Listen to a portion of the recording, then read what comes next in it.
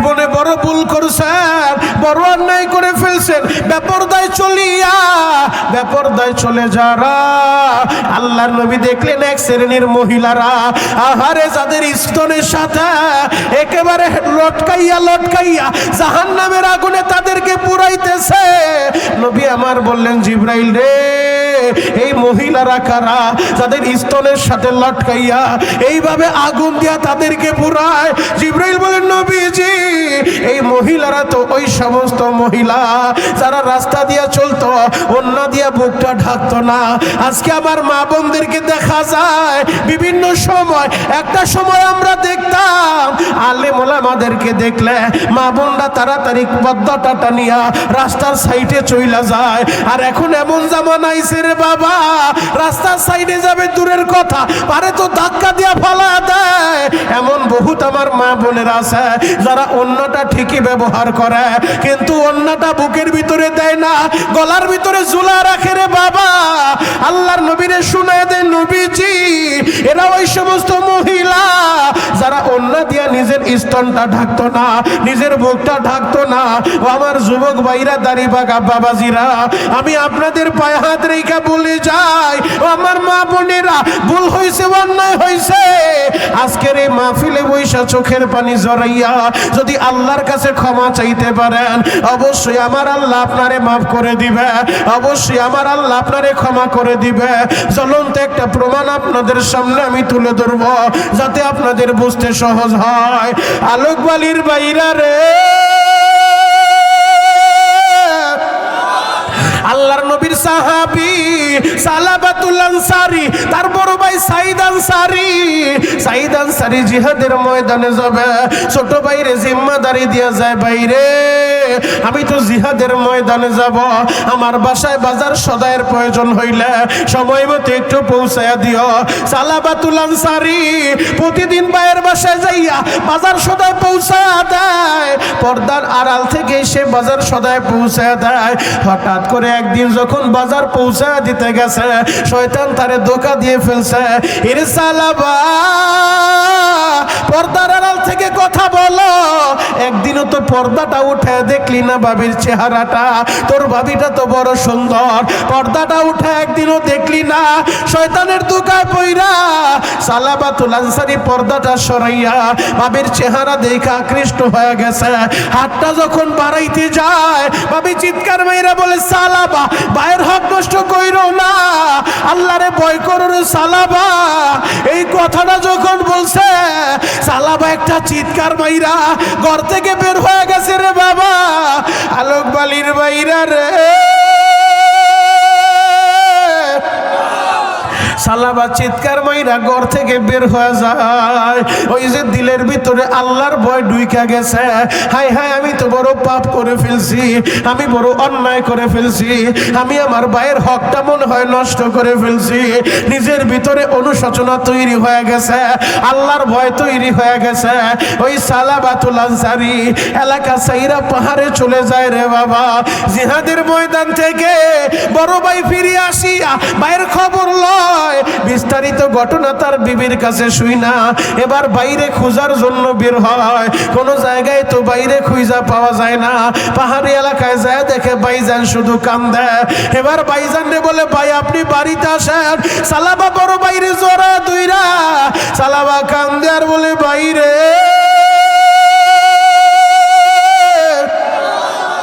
আমি বড় ভুল করে ফেলছি, আমি বড় অন্যায় করে ফেলছি।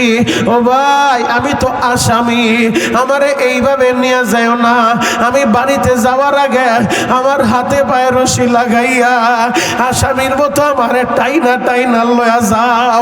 আমি বড় পাপ করে ফেলছি, আমি বড় অন্যায় করে ফেলছি, আমি বড় পাপী রে ভাই। সালাবাল মেয়েটাও বলে, বাবা তুমি বাড়িতে আসো। এবার বাবাই বলে, মা রে, আমি বড় পাপ করে ফেলছি রে মা, আমি এইভাবে বাড়িতে যাব না। একটা কুকুর রে যেইভাবে কুকুরটা মারা গেলে মানুষেরা রশি লাগায় টাইনা টাইনা লয়া যায়, আমারও হাতে পায়ে রশি লাগাইয়া আমারও টাইনা টাইনা আগে নবীর কাছে লয়া যাও। আমার নবী যদি আমারে মাফ করে তাহলে আমি বাড়িতে যাব, নয়তো বাড়িতে যাব না। এবার সালাবাতুল আনসারীর ভাই এবং তার মেয়ে দুইজনে রশি লাগে টাইনা টাইনা নিয়ে যায় রে বাবা। আমার মাওলার ভয়ে সালাবা চিৎকার বাইরা কান্দে আর বলে মালিক রে আমি বড় পাপী, আমি বড় গুনাহগার, আল্লাহ দাও না আমারে মাফ কইরা। সালাবা যখন চোখের পানি জোরে কান্দে, সালাবা বলে ভাইয়া আমারে আগে নবীর কাছে নিও না, আগে আমারে নবীর সাহাবী আলীর কাছে লয়া যাও। কারণ নবী যদি আমার পাপের কথা শুনে নবীজি কষ্ট পাইব, হযরত আলীর কাছে লয়া যাও দেখি আলী কি বলে। কারণ আলী সম্পর্কে আমার নবীজি বলছে আনা মদিনাতুল ইলম, আমি হলাম ইলমের শহর, ও আলীউন বাবুহা, আর আমার আলী হলো ওই শহরের দরজা। আলীর কাছে লয়া যাও দেখি আমার মাপের কোনো ব্যবস্থা আসেনি। হযরত আলীর দরবারে লয়া যায়, হযরত আলী বিস্তারিত ঘটনা শুইনা আলী বলে সালাবা রে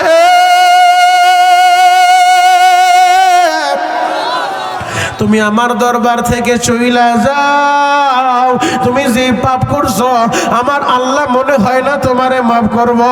ও সালাবা তুমি আমার দরজা থেকে চইলা যাও, আমি দেখি তোমার কোনো ক্ষমার ব্যবস্থা নাই, তুমি তাড়াতাড়ি বের হয়ে যাও। এবার সালাবা বলে ভাইয়া আলী আমারে তাড়ায় দিতে পারে, আমারে হযরত ওমরের কাছে লয়া যাও। ওমরের দরবারে যাইয়া বিস্তারিত ঘটনা বলছে। ওমর রাগী মানুষ, গরম হয়ে গেছে। ওমর বলে সালাবা তাড়াতাড়ি বের হয়ে যা, আমার আল্লাহ তোমারে মাফ করব না। ও সালাবা তাড়াতাড়ি আমার দরজা থেকে চইলা যাও। সালাবা বলে ভাইজান হযরত ওমরও তাড়ায় দিতে পারে, আলীও তাড়ায় দিতে পারে, নবীর আদরের সাহাবী হযরত আবু বকর, আবু বকর তাড়াইব না, আমারে আবু বকরের কাছে লয়া যান। আবু বকর তো বড় নরম দিলের মানুষ, আবু বকর আমারে তাড়ায় দিব না। এবার সালাবাতুল আনসারীর ভাই এবং তার মেয়ে রশি দরিয়া টাইনা টাইনা হযরতে আবু বকরের দরজায় নিয়ে যায় গো বাবা। হযরতে আবু বকর বিস্তারিত ঘটনা শুইনা আবু বকর বলে সালাবা রে তুমি যেই পাপ করছো রে সালাবা, আমার আল্লাহ মনে হয় না তোমারে মাফ করব রে সালাবা। তুমি আমার দরজা থেকে চলে যাও।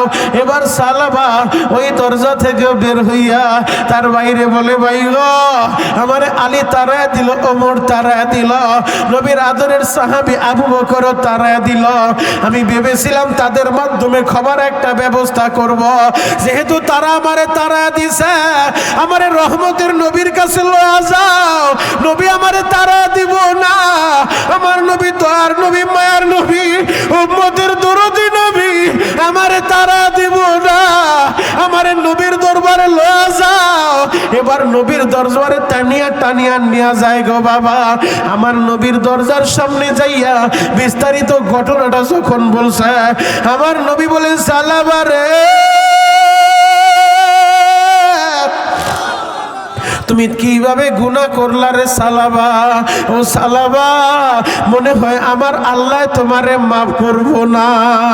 এই কথাটা যখন বলছে গো বাবা, এবার সালাবা ভাইজান রে বলে ভাইজান রশিটা ছাইরা দেন। সালাবার মেয়েও রশি ছাইরা দিছে, বলে বাবা গো নবীর সাহাবীরা তোমারে তাড়ায় দিল, নবীও তোমারে তাড়ায় দিল, নবী যদি তোমারে মাফ না করে আমি তোমারে বাবা বলে ডাক দিব না, আমি তোমারে বাবা বলবো না।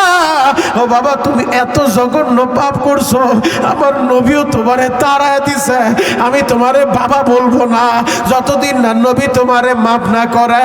ও আমার আলোক বালির ভাইরা বহুত গুনাহ করে বসে আছো, তোমার গুনাহ যদি তোমার সন্তানগুলা জানতো তোমারে বাবা বইলা পরিচয় দিত না। ও আমার পর্দার আলে আমার মা বোনেরা, আপনার গুনাহের কথা যদি স্বামী জানতো কোনোদিন আপনার সাথে সংসার করতো না।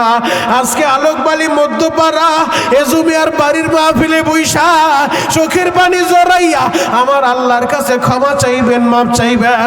অবশ্যই আমার আল্লাহ মাফ করে দিব, কারণ গুনাহগার বান্দা বান্দির ডাকটা আমার আল্লাহর কলিজায় লাইগা যায়। গুনাহগার বান্দা, হারানো বান্দা, পথভুলা বান্দা যখন আল্লাহরে আল্লাহ কইয়া ডাক দেয়, আল্লাহর কলিজাটা মোমের মতো গইলা যায়। আমার এই হারানো বান্দা, আমার এই লাইসারা বান্দা, আমার এই বেপরদা বান্দা এতদিন লাইনে ছিল না, এতদিন রাস্তা ভুল করছে, আজকে যখন জীবনের ইউটার্নটা ঘুরে আনিছে, বান্দা যখন আল্লাহরে আল্লাহ বইলা ডাক দেয়, আল্লাহর সাথে সাথে বান্দার ডাকের জবাব দিয়া দেয়। উদউনি আস্তাজিব লাকুম। আল্লাহ বলে বান্দা আমারে ডাক দিতে দেরি, আমি ডাকের জবাব দিতে দেরি করব না। আমার নবী বললেন সালাবারে, তুমি যেই পাপ করছো মনে হয় আল্লাহ তোমারে মাফ করব না। এবার সালাবার মেয়েও রশি ছাইরা দেয়। সালাবা বলে বাইরে আলী আমারে তারা দিল, নবীর সাহাবীরা তারা দিল, রহমতের নবীও আমারে তারা দিল। এই চেহারা লইয়া আমি কোনোদিন তোমাদের সামনে থাকবো না। এবার সালাবা চিৎকার মাইরা একটা দৌড় দিয়া ওই পাহাড়ি এলাকায় চলে গেছে রে বাবা। পাহাড়ি এলাকায় যাইয়া পাহাড়ের ভিতরে সিজদায় পইরা আমার মাওলারে ডাকার মতো ডাক দিছে, তুমি যদি মাপ নাই করবা বান্দারে, বলো তো আমার বান্দা যাবে কার কাছে? মালিক রে,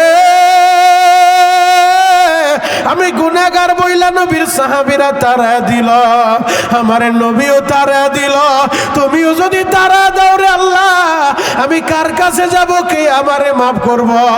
ও আমার আলোক বালির বাইরা, ও আমার মা বোনেরা, গুনার বোঝা মাথায় লইয়া এই মুহূর্তে বসে বসে কাঁদবা আর বলবা মালিক রে, আমি তো বেপরদাই ছিলা, আমি তো গুনাহ করে ফেলছি আল্লাহ, এই চোখের জিনা কত করছি হিসাব নাই। ও দয়ার আল্লাহ, সবাই যদিও আমারে ভালো বলে, তুমি তো জানো আমি কত বড় পাপী, আমি কত বড় জাহান্নামের আসামি। আল্লাহ তুমি যদি আজকে আমারে তারা দাও, আমি কার কাছে যাব? কে আমারে বান্দা বইলা ডাক দিব? কে আমারে মাফ করব? আল্লাহ তুমি তারা দিও না, আল্লাহ তুমি ফিরা দিও না। সালাবা সিজদায় পইরা পাথরের ভিতরে কপাল দিয়ে আঘাত করে আর বলে মালিক রে, তোমার নবী আমারে তারা দিছে, এখন যদি তুমিও তারা দাও আমার তো যাবার আর কোনো জায়গা নাই। আমি কার কাছে যাব? কে আমারে মাফ করব? ওই ডাকটা আমার আল্লাহ কবুল করে ফেলছে। আমার আল্লাহ জিবরাইলে পাঠায় দিছে। জিবরাইল আইসা বলেন নবী গো, আল্লাহ জানতে চাইছে মানুষ বানাইছে কে? আল্লাহু আকবার।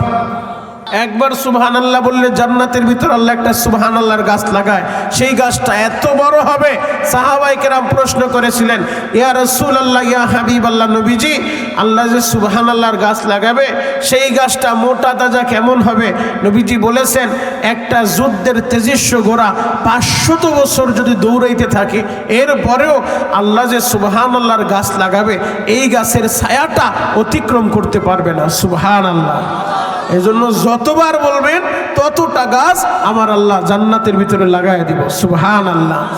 বিদায় হজের ভাষণে 1.25 লক্ষ সাহাবায়ে কেরামের সামনে নবী আমার বললেন, আমার সাহাবীরা, আমি তো চিরদিন থাকবো না, তবে 2টা জিনিস আমি তোমাদের জন্য রেখে গেলাম। 1 নম্বর কিতাবুল্লাহ, আল্লাহর কোরআন, 2 নম্বর ও সুন্নাত রাসূলি, আমি নবীর সুন্নাহ। এই 2টা জিনিস তোমরা শক্তভাবে ধরবা, মজবুতভাবে আঁকড়ায় ধরবা। যদি তোমরা শক্তভাবে মজবুতভাবে আঁকড়ায় ধরতে পারো, তোমরা লাঞ্ছিত হবা না, তোমরা অপমানিত হবা না, তোমরা অপদস্থ হবা না।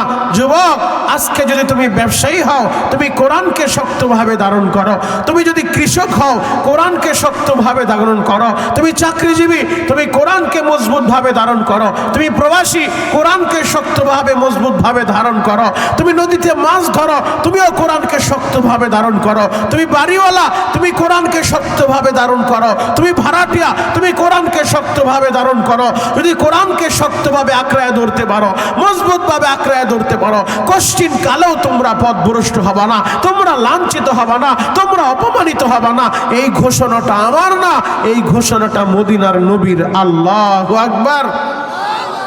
নবীজি বলছেন, তারাকতু ফীকুম আমরাইন লান তাদিল্লু মা তামাসসাকতুম বিহিমা কিতাবাল্লাহি ওয়া সুন্নাত রাসূলি। দয়ার নবী, মায়ার নবী, উম্মতের দরদি নবী বিদায় হজের ভাষণে সোয়া লক্ষ সাহাবীদের সামনে দাঁড়াইয়া নবী আমার জানায় দিলেন, ও আমার সাহাবীরা, আমি নবী চিরদিন থাকবো না, তবে আমি দুইটা জিনিস তোমাদের মধ্যে রেখে গেলাম। এই দুইটা জিনিস যতদিন তোমরা শক্তভাবে ধরতে পারবা, মজবুতভাবে আঁকড়ে ধরতে পারবা, তোমরা লাঞ্ছিত হবা না, অপমানিত হবা না। এক নাম্বার কিতাবুল্লাহ, এক নাম্বার আল্লাহর কোরআন, দুই নাম্বার ও সুন্নাত রাসূলি, আমি নবীর সুন্নাহ। এই দুইটা জিনিস তোমরা আঁকড়ে ধরবা। তাহলে কোরআন সুন্নাহ আঁকড়ে ধরার দরকার আছে না নাই? ধরে বলেন, আছে না নাই? সেই কোরআনে আল্লাহ বলেন, অকরনা ফি বুয়ুতিকুন্না ওয়ালা তাবাররাজনা তাবাররুজাল জাহিলিয়াতিল উলা। আল্লাহ বলে, নবীজি আপনার পত্নীরা, আপনার স্ত্রী, আপনার মেয়ে, মহিলারা ঘর থেকে যখন বের হবে তারা যেন জাহিলি যুগের মতো নিজেকে বেপরদা অবস্থায় ঘরের বাহিরে বের না করে। তারা যখন ঘর থেকে বের হবে তারা যেন নিজেকে আবৃত করে পর্দার ভিতরে এরপরে ঘর থেকে বের হয়। আল্লাহ পাক রব্বুল আলামিন সূরাতুন নূরের মধ্যে, সূরাতুল আহজাবের মধ্যে পর্দা সম্পর্কে একাধিক আয়াত নাজিল করেছেন। যুবক, যেই পর্দার বিধান শুধুমাত্র মহিলাদের জন্য না। আমরা তো মনে করি যে পর্দা শুধু মনে হয় মহিলারাই বোরকা পরবে, মহিলারাই পর্দা করবে, অথবা পুরুষই শুধু পর্দা করবে। মহিলাদের জন্য পর্দার বিধান, পুরুষের জন্য পর্দার বিধান। আল্লাহ আয়াতের মধ্যে মহিলার বিধান বলার আগে পুরুষের বিধানের কথা উল্লেখ করলেন। আল্লাহ পাক রব্বুল আলামিন পুরুষ জাতিকে জানায় দিলেন, নবীজি আপনি পুরুষদেরকে বলে দেন তারা যেন তাদের নজরকে হেফাজত করে, তারা যেন তাদের দৃষ্টিকে অবনত করে, দৃষ্টিকে নিয়ন্ত্রণ করে। এরপরে দ্বিতীয় নাম্বার আল্লাহ বললেন তারা যেন ওয়াহফাযু ফুরুজাহুম, তারা যেন তাদের লজ্জাস্থানকে হেফাজত করে। পুরুষের পর্দা আল্লাহ দুইটা কথা বললেন। এক নাম্বার কথা আল্লাহ বললেন তারা যেন তাদের দৃষ্টিকে নিয়ন্ত্রণ করে, দৃষ্টিকে হেফাজত করে। দুই নাম্বার তারা যেন তাদের লজ্জাস্থানকে হেফাজত করে। এই দুইটা বিধান আল্লাহ পুরুষের জন্য দিলেন। এরপরেই আল্লাহ মহিলাদের জন্য পবিত্র কোরআনের আয়াতের মাধ্যমে তিনটা বিধান দিলেন। এক নাম্বার, মহিলারা ও নারীর জাতি, নবীজি আপনি নারী জাতিদেরকে বলে দেন তারা যেন তাদের দৃষ্টিকে হেফাজত করে, এরপরে তারা যেন তাদের লজ্জাস্থান হেফাজত করে। তিন নাম্বার আল্লাহ অতিরিক্ত আর একটা কথা বললেন, তারা যেন তাদের সৌন্দর্য প্রদর্শন না করে, প্রকাশ না করে। প্রদর্শন তো পরের ব্যাপার, তাদের সৌন্দর্য যেন প্রকাশও তারা না করে। যুবক ভাইরা, আমি আপনাদের পায়ে হাত রেখে বলে যাই, আজকের সমাজের আমার মা বোনরা বিভিন্ন জায়গায় পত্র পত্রিকায় আমরা প্রতিদিন নিউজ পাই, অমুক জায়গায় আমার বোন দর্শিতা, অমুক জায়গায় মা দর্শিতা, অমুক জায়গায় নারী দর্শিতা। আজকে নারীরা দর্শিতা হওয়ার কারণ কি?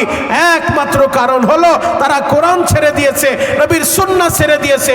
আজকে যদি কোরআন সুন্নাহ অনুযায়ী নারীরা নিজেকে পর্দার ভিতরে আবৃত করত, পর্দার সহিত চলতো, একটা মা যখন রাস্তায় বের হয় পর্দার সহিত, তার সম্মান কমে না, বরং তো তার সম্মান বাড়িয়ে দেন কে? জোরে বলতে হবে কে? তার সম্মান বাড়িয়ে দেন আল্লাহ। আজকে আমার মা যখন রাস্তায় বের হয়, যুবকেরা যখন দেখে একটা বোরকা পরিহিতা নিজেকে আবৃত করে পর্দার ভিতরে, নিজে পর্দার সহিত রাস্তায় বের হইছে, রাস্তার মানুষগুলা তাকে দেখলে সম্মানের দৃষ্টিতে তাকায়, তাকে দেখলে সম্মান করে, তার জন্য রাস্তাটা ছেড়ে দেয়, তার জন্য একটু সহানুভূতি দেখায়। কিন্তু যখন আমার যেই বোন, আমার যেই মা জাহিলি যুগের মতো বেপরদা অবস্থায় রাস্তায় বের হয়ে যায়, নিজেকে প্রদর্শন প্রদর্শন করার জন্য অথবা নিজের সৌন্দর্য গোপন রাখে না।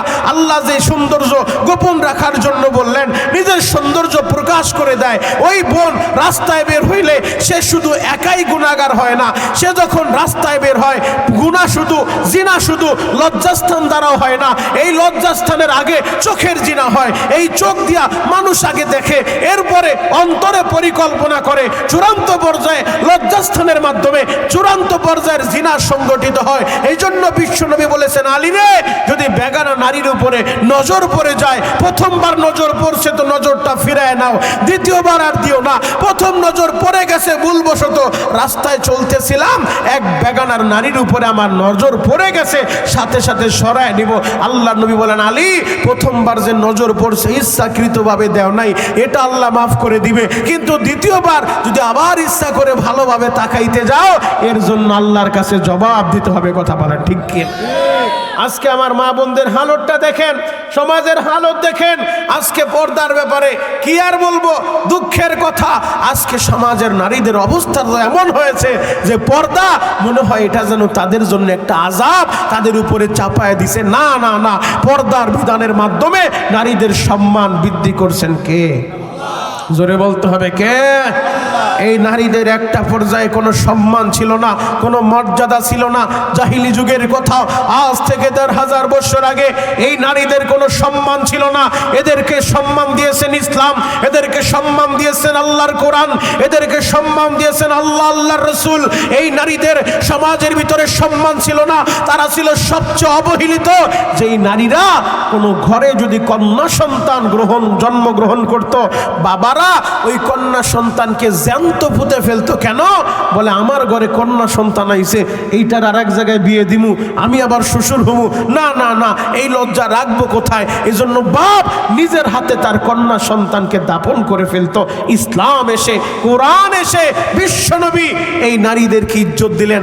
আল্লাহ নবী শোনায় দিলেন, যার ঘরের ভিতরে একটা কন্যা সন্তান, আল্লাহ যাকে ভালোবাসে, যাকে পছন্দ করে, তার ঘরে কন্যা সন্তান দেয়। আর যাকে একটা কন্যা সন্তান আল্লাহ দান করে, সে যদি এই কন্যা সন্তানটাকে লালন পালন করে সঠিক দিনদার পাত্রের হাতে পাত্রস্থ করতে পারে, আল্লাহ তাকে একটা জান্নাতের মালিক বানায় দেয়। আরো জোরে বলে।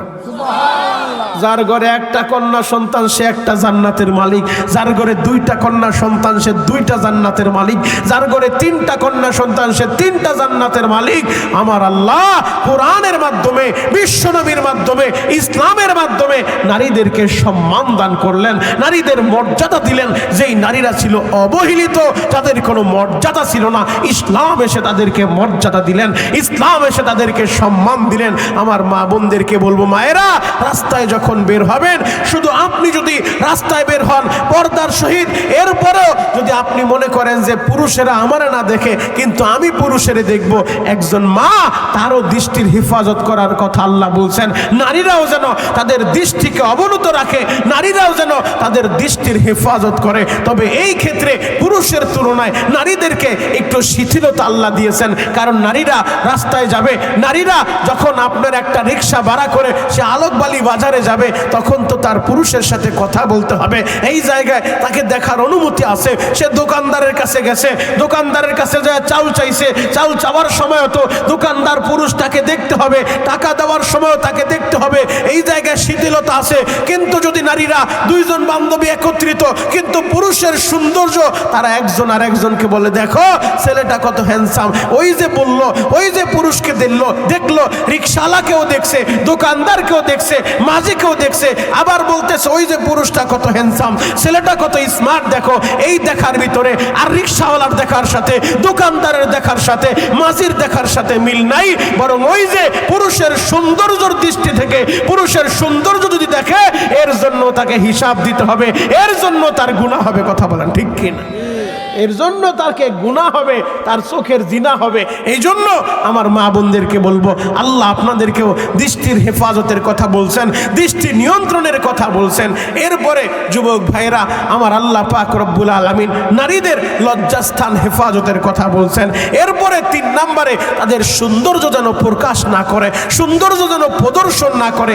আজকে নিজের টাকা দিয়া, হাজার হাজার টাকা দিয়া এমন বহুত আমার মা বোনেরা আছে যারা নিজের সাজ সাজগুজো করে রাস্তায় বের হয়। রাস্তায় বের হয়ে তাদের ধারণা থাকে যে পরপুরুষ আমাকে দেখুক। ওই বেগানা নারী রাস্তায় যখন বের হয়, সে বের হওয়ার দ্বারা আল্লাহ নবী বলেন সে শুধু একাই বের হয় না, তার সাথে একদল শয়তান বের হয়। যদিও শয়তানকে আপনি আর আমি দেখি না, আপনি দেখতেছেন ও তো একাই বের হয়েছে, ওই নারী তো একাই যাচ্ছে, বেহায়া নারী, কিন্তু আপনি যদিও শয়তান দেখেন না, কিন্তু আল্লাহ নবী বলছেন সে একা বের হয় না, তার সাথে একদল শয়তান বের হয়। যেই শয়তানদের কাজ হলো ওই রাস্তার আশেপাশে যত পুরুষ আছে ওই পুরুষের দৃষ্টি ওই বেগানা নারীর দিকে নিক্ষেপ করা। পুরুষেরা যেন বেগানা নারীর দিকে দেখায়, যতবার পুরুষগুলা বেগানা নারীর দিকে তাকাবে চোখের জিনা হইতে থাকবে।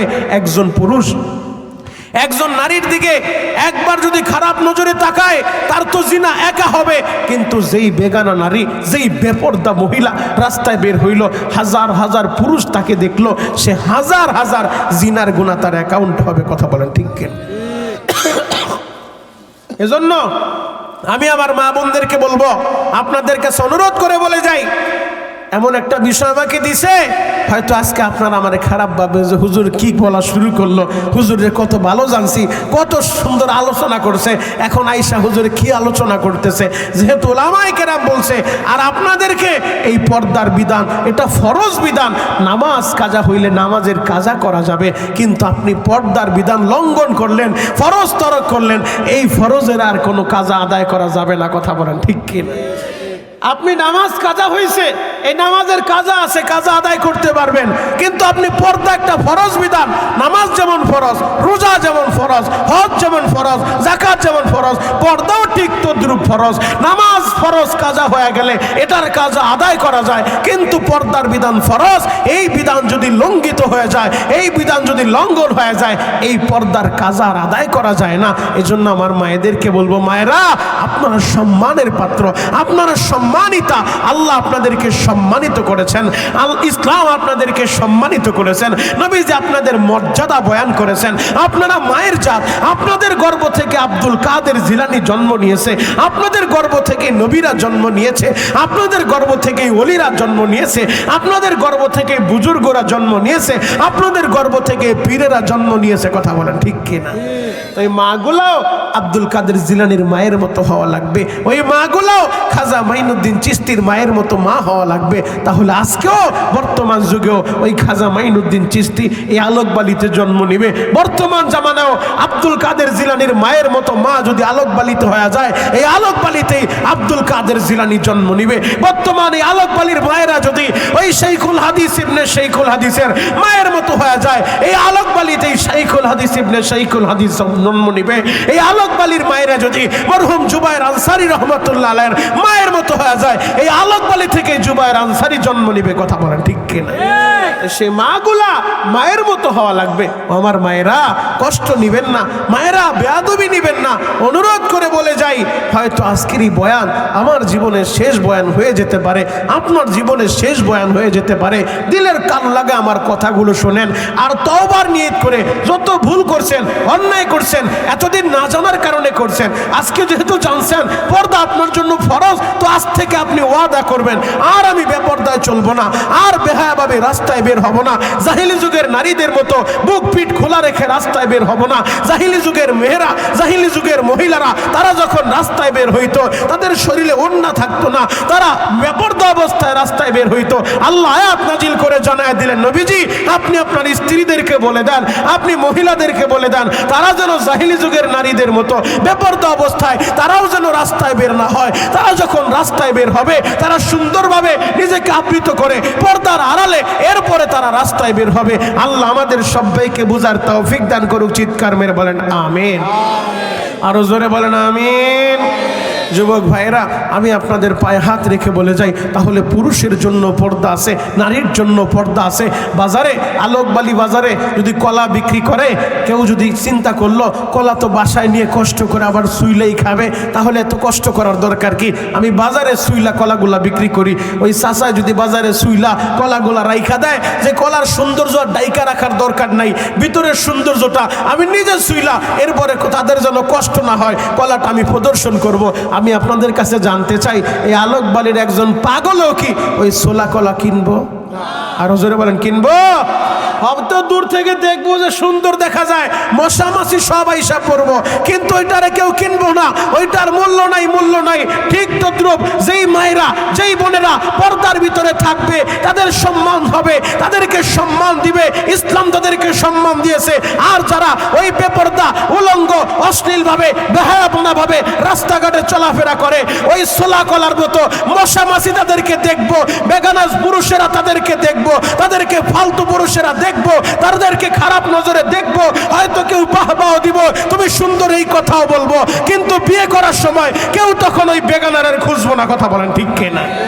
সবাই বিয়ে করার সময় খুঁজে দিনদার কই আছে, একজন পর্দানিশী মেয়ে কই আছে, কিন্তু দেখার সময় তোমার ঠিকই দেখবো। ও মা, এজন্য নিজের সম্মান নিজে বুঝো, নিজের মর্যাদা নিজে বুঝো। আজকে আমার বোনেরা বুঝতে চায় না, তারা সেই পশ্চিমা সভ্যতা অনুযায়ী, তারা সেই পশ্চিমাদের মতো রাস্তাঘাটে চলাফেরা করতে চায়। যেই নারীরা একটা সময় আপনারা দেখবেন সারাদিন পরে একটা পশু পাখি জানোয়ার যারে আল্লাহ জ্ঞান দেয় নাই, ওই পশু পাখিটাও সারাদিন রাস্তাঘাটে থাকে, সারাদিন সে এদিক সেদিক ঘোরাফেরা করলো, সন্ধ্যাবেলা বাসায় ফিরে আসে। কথা বলেন ঠিক কিনা?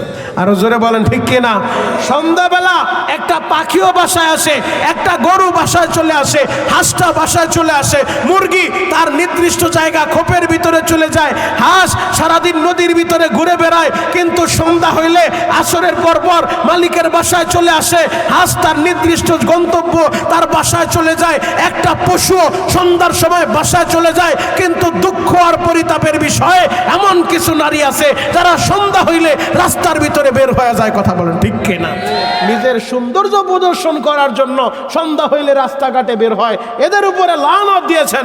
এজন্য আমি আপনাদের পায়ে হাত রেখে বলবো, ওই জাহিলি যুগের মতো আপনারা চলাফেরা করবেন না। আপনারা দামি গো মা, আপনারা অনেক সম্মানিত মা। মা গো, আপনারা তো মায়ের জাত। মা যদি সন্তানের জন্য হাত উঠায়, আল্লাহ তো ডাইরেক্ট কবুল করে। আল্লাহ আপনাদেরকে সম্মানিত করছেন। আমার মায়েরা, এখনো সময় আছে, পর্দার ভিতরে চলে আসেন, এখনো সময় আছে, ইসলামের বিধিবিধান অনুযায়ী চলেন, এখনো সময় আছে, আল্লাহকে ভয় করেন। আল্লাহর ভয় যদি দিলের ভিতরে হাসিল হয়ে যায়, ওই আমার বোন, ওই আমার মা কোনোদিন সে বেগানা পুরুষের সাথে আড্ডা দিতে পারবে না, কোনোদিন সে রাতের অন্ধকারে পর পুরুষের সাথে মোবাইলে কথা বলতে পারবে না, স্বামীর হক সে নষ্ট করবে না। স্বামী প্রবাসের বাড়িতে থাকে, কষ্ট করে করে মাথার গাম পায়ে ফেলে, স্বামী বেচারি প্রতি মাসে টাকা পাঠায়, সেই টাকা দিয়ে এই সমাজে কিছু নারী আছে যেই নারীরা মা জাতির কলঙ্ক, যারা ওই স্বামীর কষ্টের টাকা দিয়ে পরপুরুষের সাথে পরকিয়া করে, তাদেরকে মোবাইল ফোন গিফট করে। কথা বলেন ঠিক কিনা? স্বামীর কষ্টের টাকা এমন অহরহর ঘটনা আছে। আপনাদের এদিকে তো সব আল্লাহর ওলি, অন্যান্য জায়গার কথা বলে যাই, এমন বহুত ঘটনা আছে।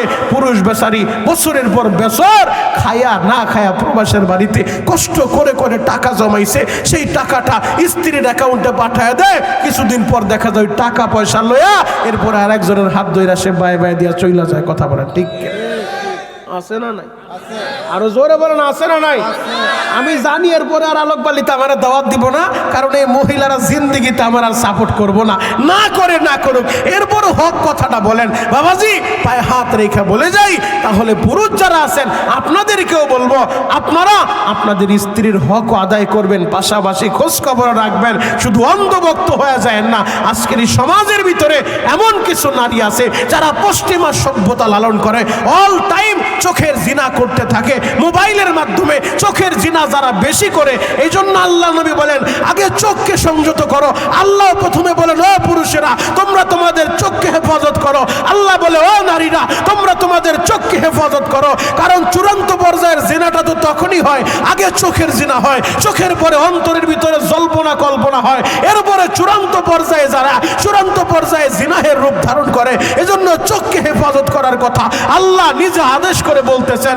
আল্লাহ নিজে বলতেছেন, ও পুরুষেরা তোমরা তোমাদের চোখকে হেফাজত করো, ও নারীরা তোমরা তোমাদের চোখকে হেফাজত করো। তাহলে চোখের গুনাহ থেকে আমাদের সবাইকে বাঁচার দরকার আছে না নাই? আরো জোরে বলেন আছে না নাই? চোখের গুনাহ থেকে আমাদেরকে বাঁচতে হবে। আল্লাহ আমাদের সবাইকে বোঝার তৌফিক দান করুক। চিৎকার মেরে বলেন আমিন। আরো জোরে বলেন আমিন। তাহলে এতদিন যদি অন্যায় হয়েই থাকে, ভুল করেই থাকেন, আপনাদের জন্য তো তওবার ব্যবস্থা আছে, ক্ষমার ব্যবস্থা আছে। আল্লাহর কাছে মাপ চাইলে আল্লাহ মাফ করে কি করে না? জোরে বলেন, মাফ করে কি করে না? আপনি যত গুনাহ করছেন, এতদিন না বুঝে করে ফেলছেন, এখন আপনি বুঝতে পারছেন, আপনি অনুতপ্ত, আপনি লজ্জিত হন, আল্লাহর কাছে স্যালেন্ডার করেন, মাওলা হে আমি বুঝি নাই, কিন্তু আজকে যেহেতু বুঝতে পারছি যে আমার দ্বারা অনেক গুনাহ হয়েছে, আমার হাত দুইটা গুনাহ করতে করতে নাপাক করে ফেলছি, আমার জবান, আমার এই চোখ দুইটা দিয়া বেগানা দেখতে দেখতে আমি নাপাক করে ফেলছি। আল্লাহর নবীর দরবারে নবীর সাহাবীরা মাঝে মধ্যে নবীজি সাহাবীদেরকেও বাসায় পাঠাইতেন, প্রয়োজন হইতো মসজিদে নববীর ভিতরে আসেন তো হঠাৎ করে নবী মাঝে মধ্যে সাহাবীদেরকে পাঠাইতেন, দেখো তো তোমাদের আম্মাজানের ঘরে কোনো খাবার আছে কিনা। তো সাহাবীরা যায়া সব আম্মাজানের ঘরে খোঁজ খবর নিতেন যে কারো ঘরে খাবার আছে কিনা, অথবা নবী কোনো কিছু পাঠাইছেন যে তোমার ওই আম্মাজানের ঘরে দিয়ে আসো, অথবা আম্মাজানদের ঘরে দিয়ে আসো। নবীর স্ত্রীরা আমাদের সকলের মা, কথা বলেন ঠিক কিনা? নবীর স্ত্রীরা সাহাবীদের মা, তো তারা তো উম্মাহাতুল মুমিনিন, মুমিনদের মা। তো আল্লাহ নবী পাঠাইতেন যে তোমাদের কোনো মায়ের ঘরে খাবার আছে কিনা। তো তারা যখন যাইতো, আল্লাহ পাক রব্বুল আলামিন বিধান নাজিল করে দিলেন, নবীজি আপনি যদি কাউকে পাঠান সে যেন পর্দার আড়াল থেকে কথা বলে। তার মানে বোঝা যায় চেহারা খোলা রাখা এটা না, যেহেতু পর্দার আড়াল থেকে যাওয়ার জন্য বলা হয়েছে, পর্দার আড়াল থেকে যাওয়ার জন্য বলা হয়েছে, একজন আরেকজনের ঘরের ভিতরে ঢুকবে। এখন দেবর যদি ভাবির কাছে যায়, সেজন্য অনুমতি ছাড়া তার ঘরের ভিতরে প্রবেশ না করে, অথবা চাচাতো ভাই চাচাতো বোনের ঘরের ভিতরে অনুমতি ছাড়া যেন প্রবেশ না করে, অথবা ফুফাতো ভাই ফুফাতো বোনের ঘরের ভিতরে, ফুফাতো ভাই মামাতো বোনের ঘরের ভিতরে সে যেন অনুমতি ছাড়া অবাধে যাতায়াত করতে না পারে। এই জায়গাও পর্দার বিধান। পর্দার আড়াল থেকে আগে সালাম দাও, প্রথমবার সালাম দিছো জবাব নাই, দ্বিতীয়বার সালাম দাও জবাব নাই, তৃতীয়বার সালাম দাও জবাব নাই, তুমি রিটার্ন চলে আসো। অনুমতি ছাড়া ঘরে প্রবেশ করা যাবে? আরো জোরে বলেন। এখন আমাদের হালত, প্রথমবার সালাম দিছেন, আব্দুর রহিম ভাই বাড়ি আসো, যখন বলেন আব্দুর রহিম ভাইয়ের সারা শব্দ নাই, এখন মনে করছে ভাই যেহেতু নাই কিছু বলছে, হ্যাঁ সাউন্ড কম, তা তো আমিও বুঝতেছি। আমি তো শুরুতেই বললাম, শুধু বক্স দুইটা দিয়ে আমারে খুশি করতেছে, বাহিরের অবস্থা খারাপ। আল্লাহ হেফাজত করুক, সকলে বলেন আমিন।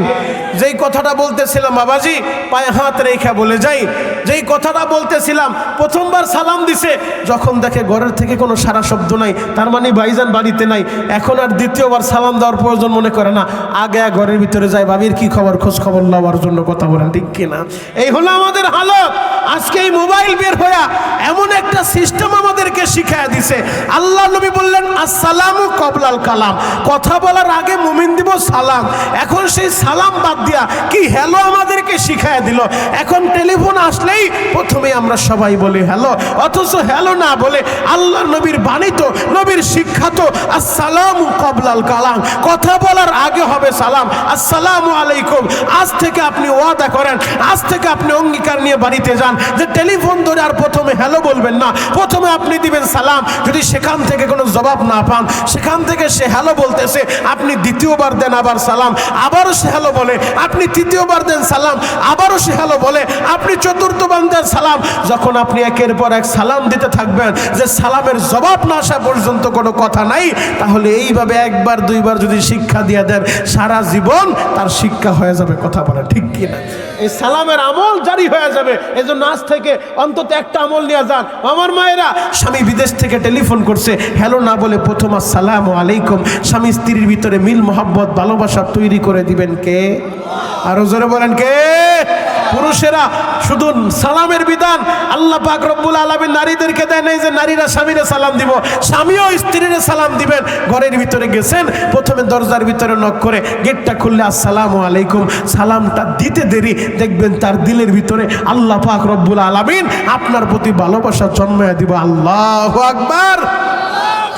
অনেক চাচাই তো আছেন যে হুজুর সারা জীবন দিলাম না সালাম, এখন সালাম দিল বিপদ, বাসায় যদি যায় দেয় সালাম, তাইলে মনে করবে এটারে ভূতে ধরছে, এত বছর সালাম দেয় নাই, আজকে কোন ভূতে ধরছে যে তুমি আমার সালাম দিলা। এই জন্য চাচা সব কিছু পরিষ্কার করেন, বিশ্ব নবীর সুন্নাহ অনুযায়ী চলেন। নবী দুইটা জিনিস রেখে গেছেন, কোরআন সুন্নাহ। দুইটা আঁকড়া ধরতে পারলে আপনি সম্মানিত হবেন, আপনি দামি হবেন।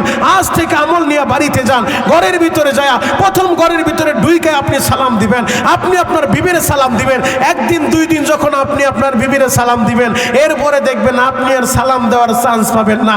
আপনার বিবি আগে থেকেই রেডি থাকবে, দরজাটা খুইলেই প্রথম সালামটা আপনারে দিব। কথা বলে ঠিক কিনা?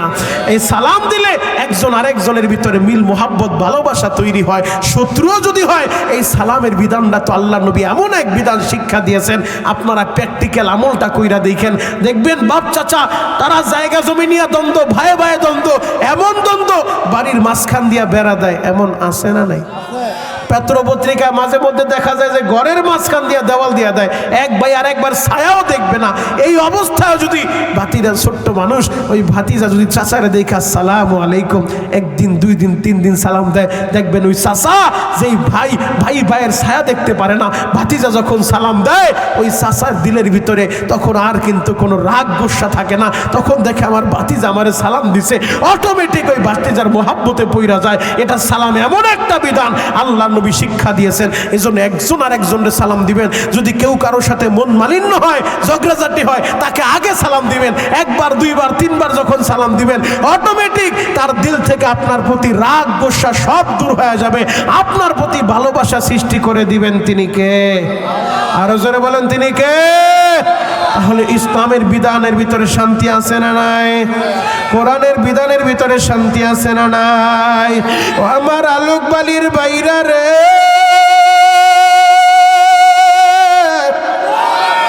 জীবনে বড় ভুল করছেন, বড় অন্যায় করে ফেলছেন, বেপরদায় চলে যারা এই রজবের চাঁদে আমার আল্লাহ তার হাবিবের নিয়েছিলেন 7 আসমান পাড়ি দেওয়াইয়া ওই আরশে আজিমে মেরাজে। বাবা আমার নবীর মেরাজে নিয়া, আরশে আজিমে নিয়া আমার নবীর জান্নাত জাহান্নাম ঘুরাইয়া আমার আল্লাহ সব কিছু দেখায় দিছে। বাবা এই রজবের চাঁদে আল্লাহর নবী যখন নবীজির জাহান্নাম ঘুরায় দেখাইতেছিলেন, আল্লাহর নবী দেখলেন এক শ্রেণীর মহিলারা, আহারে যাদের স্তনের সাথে একেবারে লটকাইয়া জাহান্নামের আগুনে তাদেরকে পুরাইতেছে। নবী আমার বললেন, জিবরাইল রে, এই মহিলারা কারা যাদের স্তনের সাথে লটকাইয়া এইভাবে আগুন দিয়া তাদেরকে পুরায়? জিবরাইল বলেন, নবীজি এই মহিলারা তো ওই সমস্ত মহিলা যারা রাস্তা দিয়া চলতো, অন্য দিয়া বুকটা ঢাকতো না। আজকে আমার মা বোনদেরকে দেখা যায় বিভিন্ন সময়, একটা সময় আমরা দেখতাম আলেম ওলামাদেরকে দেখলে মা বোনরা তাড়াতাড়ি পর্দাটা টানিয়া রাস্তার সাইডে চইলা যায়। আর এখন এমন জামানা আইছে রে বাবা, রাস্তার সাইডে যাবে দূরের কথা, পারে তো ধাক্কা দিয়া ফালা দেয়। এমন বহুত আমার মা বোনের আছে যারা অন্যটা ঠিকই ব্যবহার করে, কিন্তু অন্যটা বুকের ভিতরে দেয় না, গলার ভিতরে ঝুলা রাখে রে বাবা। আল্লাহর নবীরে শুনায় দেয়, নবীজি এরা ওই সমস্ত মহিলা যারা অন্য দিয়া নিজের স্তনটা ঢাকতো না, নিজের বুকটা ঢাকতো না। ও আমার যুবক ভাইরা, দাড়ি বাগা বাবাজিরা, আমি আপনাদের পায়ে হাত রেখা বলে যাই, ও আমার মা বোনেরা, ভুল হয়েছে, অন্যায় হয়েছে, আজকের এই মাহফিলে বৈশা চোখের পানি জড়াইয়া যদি আল্লাহর কাছে ক্ষমা চাইতে পারেন, অবশ্যই আমার আল্লাহ আপনারে মাফ করে দিবে, অবশ্যই আমার আল্লাহ আপনারে ক্ষমা করে দিবে। জ্বলন্ত একটা প্রমাণ আপনাদের সামনে আমি তুলে ধরবো যাতে আপনাদের বুঝতে সহজ হয়। আলোক বালির বাইরা রে, আল্লাহর নবীর সাহাবী সালাবাতুল আনসারী, তার বড় ভাই সাইদ আনসারী জিহাদের ময়দানে যাবে। ছোট ভাইরে জিম্মাদারি দিয়া যায়, ভাইরে আমি তো জিহাদের ময়দানে যাব, আমার বাসায় বাজার সদায়ের প্রয়োজন হইলে সময় মতো একটু পৌঁছায়া দিও। সালাবাতুল আনসারী প্রতিদিন ভাইয়ের বাসায় যাইয়া বাজার সদায় পৌঁছায়া দেয়, পর্দার আড়াল থেকে সে বাজার সদায় পৌঁছায়া দেয়। হঠাৎ করে একদিন যখন বাজার পৌঁছায়া দিতে গেছে, শয়তান তারে ধোঁকা দিয়ে ফেলছে। এরে সালাবা, পর্দার আড়াল থেকে কথা বলো। একদিন একদিনও তো পর্দাটা উঠে দেখলি না ভাবির চেহারাটা, তোর ভাবিটা তো বড় সুন্দর, পর্দাটা উঠে একদিনও দেখলি না। শয়তানের দুকায় পইরা সালাবাতুল আনসারী পর্দাটা সরাইয়া ভাবির চেহারা দেখে আকৃষ্ট হয়ে গেছে। হাতটা যখন বাড়াইতে যায় ভাবি চিৎকার মাইরা বলে, সালাবা ভাইয়ের হক নষ্ট কইরো না, আল্লাহরে ভয় করো রে সালাবা। এই কথাটা যখন বলছে সালাবা একটা চিৎকার মাইরা ঘর থেকে বের হয়ে গেছে রে বাবা। আলোক বালির বাইরা রে, সালাবা চিৎকার মাইরা ঘর থেকে বের হয়ে যায়। ওই যে দিলের ভিতরে আল্লাহর ভয় ঢুইকা গেছে, হায় হায় আমি তো বড় পাপ করে ফেলছি, আমি বড় অন্যায় করে ফেলছি, আমি আমার ভাইয়ের হকটা মনে হয় নষ্ট করে ফেলছি। নিজের ভিতরে অনুশোচনা তৈরি হয়ে গেছে, আল্লাহর ভয় তৈরি হয়ে গেছে। ওই সালাবাতুল আনসারী এলাকা সাইরা পাহাড়ে চলে যায় রে বাবা। জিহাদের ময়দান থেকে বড় ভাই ফিরে আসিয়া ভাইয়ের খবর লয়, বিস্তারিত ঘটনা তার বিবির কাছে শুই না এবার বাইরে খোঁজার জন্য বের হয়। কোন জায়গায় তো বাইরে খুঁজা পাওয়া যায় না, পাহাড়ি এলাকায় যায় দেখে ভাইজান শুধু কান্দে। এবার ভাইজান রে বলে, ভাই আপনি বাড়িতে আসেন। সালাবা বড় বাইরে জোরে দুইরা সালাবা কান্দে আর বলে, বাইরে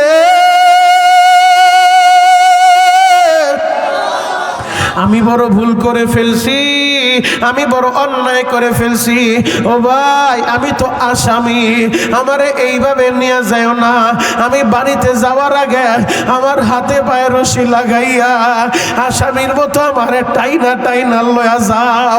আমি বড় পাপ করে ফেলছি, আমি বড় অন্যায় করে ফেলছি, আমি বড় পাপী রে ভাই। সালাবাল মেয়েটাও বলে, বাবা তুমি বাড়িতে আসো। এবার বাবাই বলে, মা রে আমি বড় পাপ করে ফেলছি রে মা, আমি এইভাবে বাড়িতে যাব না। একটা কুকুর রে যেইভাবে কুকুরটা মারা গেলে মানুষেরা রশি লাগায় টাইনা টাইনা লয়া যায়, আমারও হাতে পায়ে রশি লাগাইয়া আমারও টাইনা টাইনা আগে নবীর কাছে লয়া যাও। আমার নবী যদি আমারে মাফ করে তাহলে আমি বাড়িতে যাব, নয়তো বাড়িতে যাব না। এবার সালাবাতুল আনসারীর ভাই এবং তার মেয়ে দুইজনে রশি লাগায় টাইনা টাইনা নিয়ে যায় রে বাবা। আমার মাওলার ভয়ে সালাবা চিৎকার বাইরা কান্দে আর বলে, মালিক রে আমি বড় পাপী, আমি বড় গুনাহগার, আল্লাহ দাও না আমারে মাফ কইরা। সালাবা যখন চোখের পানি জোরে কান্দে, সালাবা বলে, ভাইয়া আমারে আগে নবীর কাছে নিও না, আগে আমারে নবীর সাহাবী আলীর কাছে লয়া যাও। কারণ নবী যদি আমার পাপের কথা শুনে নবীজি কষ্ট পাইব, হযরত আলীর কাছে লয়া যাও, দেখি আলী কি বলে। কারণ আলী সম্পর্কে আমার নবীজি বলছে, আনা মদিনাতুল ইলম, আমি হলাম ইলমের শহর, ও আলীউন বাবুহা, আর আমার আলী হলো ওই শহরের দরজা। আলীর কাছে লয়া যাও, দেখি আমার মাপের কোনো ব্যবস্থা আছে নি। হযরত আলীর দরবারে লয়া যায়, হযরত আলী বিস্তারিত ঘটনা শুই না। আলী বলে, সালাবা রে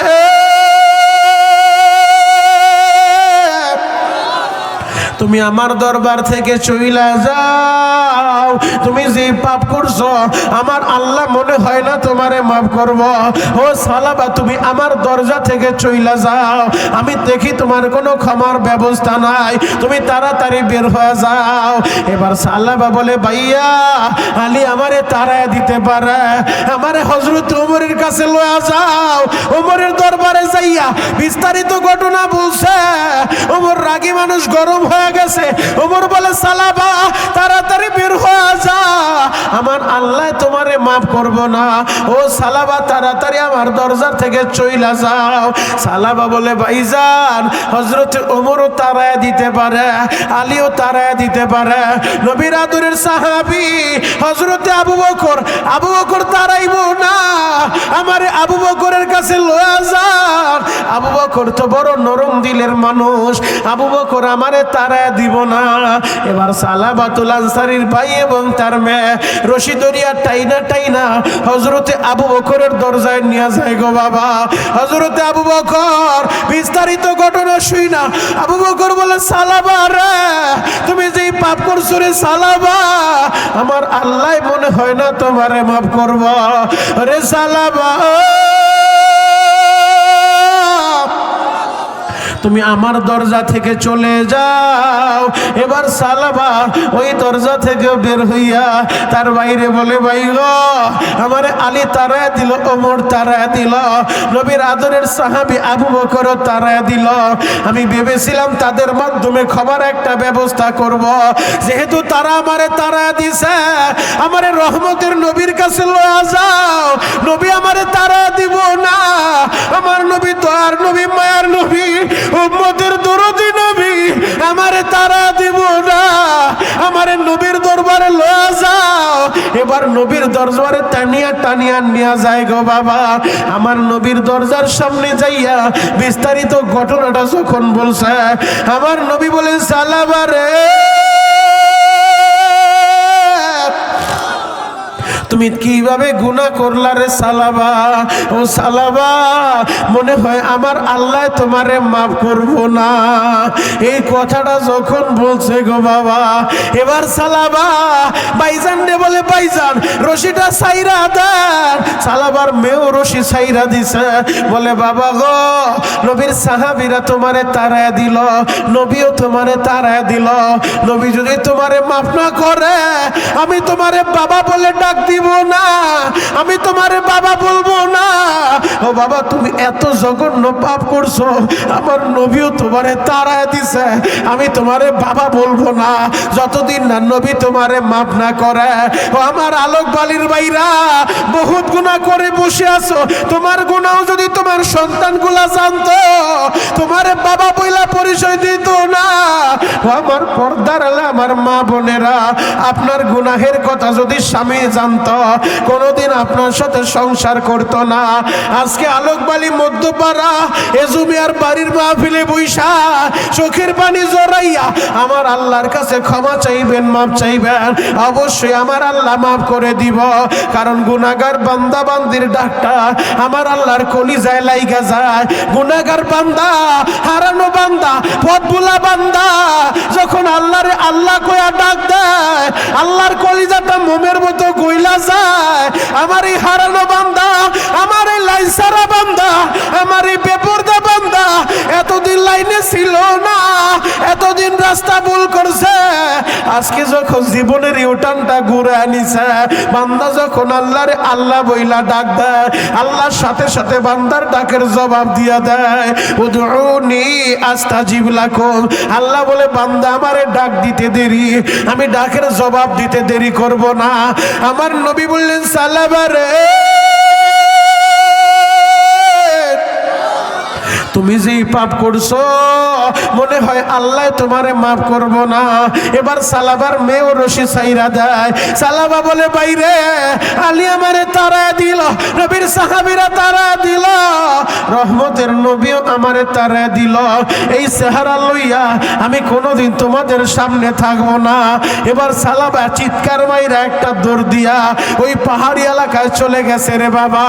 পাহাড়ি এলাকায় যাইয়া পাহাড়ের ভিতরে সিজদায় পইরা আমার মাওলারে ডাকার মতো ডাক দিছে, তুমি যদি মাপ নাই করবা বান্দারে, বলো তো আমার বান্দা যাবে কার কাছে? মালিক রে আমি গুনাহগার বইলা নবীর সাহাবীরা তারা দিল, আমারে নবীও তারা দিল, তুমিও যদি তারা দাও রে আল্লাহ, আমি কার কাছে যাব, কে আমারে মাফ করব? ও আমার আলোক বালির ভাইরা, ও আমার মা বোনেরা, গুনার বোঝা মাথায় লইয়া এই মুহূর্তে বসে বসে কাঁদবা আর বলবা, মালিক রে আমি তো বেপরদাই ছইলা, আমি তো গুনাহ করে ফেলছি, আল্লাহ এই চোখের জিনা কত করছি হিসাব নাই। ও দয়ার আল্লাহ, সবাই যদিও আমারে ভালো বলে, তুমি তো জানো আমি কত বড় পাপী, আমি কত বড় জাহান্নামের আসামি। আল্লাহ তুমি যদি আজকে আমারে তাড়ায় দাও, আমি কার কাছে যাব? কে আমারে বান্দা বইলা ডাক দিব? কে আমারে মাফ করব? আল্লাহ তুমি তাড়া দিও না, আল্লাহ তুমি ফিরা দিও না। সালাবা সিজদায় পইরা পাথরের ভিতরে কপাল দিয়ে আঘাত করে আর বলে, মালিক রে, তোমার নবীও আমারে তাড়া দিছে, এখন যদি তুমিও তাড়া দাও আমার তো যাবার আর কোনো জায়গা নাই, আমি কার কাছে যাব, কে আমারে মাফ করব? ওই ডাকটা আমার আল্লাহ কবুল করে ফেলছে। আমার আল্লাহ জিবরাইলে পাঠায় দিছে। জিবরাইল আইসা বলেন, নবী গো, আল্লাহ জানতে চাইছে মানুষ বানাইছে কে? আল্লাহু আকবার, জোরে বলেন আল্লাহু আকবার। জিবরাইল বলেন, নবীজি মানুষ বানাইছে কে? আমার নবী বলে, মানুষ বানাইছে আল্লাহ, মানুষ যদি ভুল করে তারে মাফ করবো কে? আল্লাহ। জিবরাইল বলেন, নবী গো, আপনি যে সালাবারে তাড়ায় দিচ্ছেন, ওই সালাবা তো ভুল করছে, গুনাহ করছে, ওই সালাবারে যে আপনি তাড়ায় দিচ্ছেন, ওই সালাবারে তো আমার আল্লাহ মাফ কইরা দিচ্ছে। জোরে বলবেন না? জীবনটা শেষ কইরা লাইছিস রে ভাই। বলে, এই সালাবারে তো আল্লাহ মাফ কইরা দিছে। নবীজি, আমার আল্লাহ সালাবার ডাকটা কবুল করে নিছে। আমার নবীর সাথে সাথে বলে, ওমর, তাড়াতাড়ি যাও, সালাবা কই, আমার সালাবারে খুঁজে নিয়ে আসো। এবার হযরত ওমর দাঁড়াইছে। আবু বকর বলেন, নবী গো, আমি মুরব্বী মানুষ, আমি তারে বুঝে আনতে পারবো, আমিও যাই। নবীজি বলেন, ঠিক আছে, তুমিও যাও। সালমানে ফার্সিরে নবী পাঠায় দিয়েছে, সবচেয়ে বয়োবৃদ্ধ সাহাবী। তারা যখন হযরতে সালাবাতুল আনসারীরে খুঁজতে গেছে, খুঁজতে খুঁজতে কোথাও তারা পায় না, কোথাও তারা পায় না। এক এলাকায় গেছে, যায় জিজ্ঞেস করে, সালাবা নামে তোমরা কাউরে চিনো? তারা বলে, এই নামে তো আমরা কাউরে চিনি না, তবে রাতের অন্ধকারে তোমরা যেইভাবে বলতেছ, রাতের অন্ধকার ওই পাহাড়ের উপর থেকে কান্নার আওয়াজ ভেসে আসে, ওই জায়গা থেকে কান্নার আওয়াজ আমরা শুনতে পাই। ভাবসাবটা এমন মনে হয় যেন কোনো জাহান্নামের আসামি জাহান্নাম থেকে পালায় আইছে। সে ওই জায়গায় রাতের অন্ধকারে পাহাড়ের উপরে চিৎকার মাইরা মাইরা কান্দে, মনে হয় জাহান্নাম থেকে বাইকে আইছে, পালায় আইছে। জাহান্নামের একজন আসামি মনে হয় পাহাড়ের উপরে আসে। হযরত ওমর বলে, বুঝতে পারছি ওইটাই মনে হয় সালাবা হবে। এবার পাহাড়ের উপরে চইলা গেছে, পাহাড়ের উপরে যায় দেখে সালাবাতুল আনসারী সিজদায় পড়ে কপাল দিয়ে আঘাত করে আর চিৎকার মাইরা মাইরা আল্লাহরে ডাকে, আল্লাহ তুমি ফিরাইলে আমি কার কাছে যাব? পেছন দিক থেকে হযরত ওমর দাঁড়াইয়া সালাবার গাড়ির ভিতরে হাতটা দিয়া বলা, এরে সালাবা,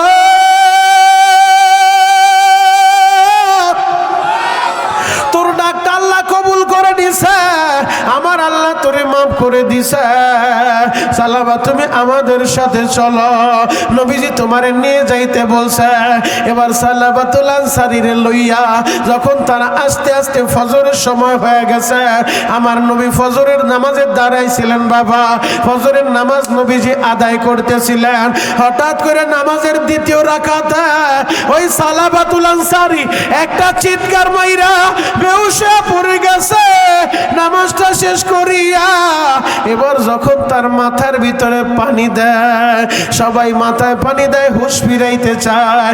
আমার নবী কাছে যায়, দেখে এই সালাবার দুনিয়ায় নাই, দুনিয়ায় নাই। ও তো মাওলার ডাকে সারা দিয়া সালাবা চইলা গেছে রে বাবা। যুবক ভাইরা রে,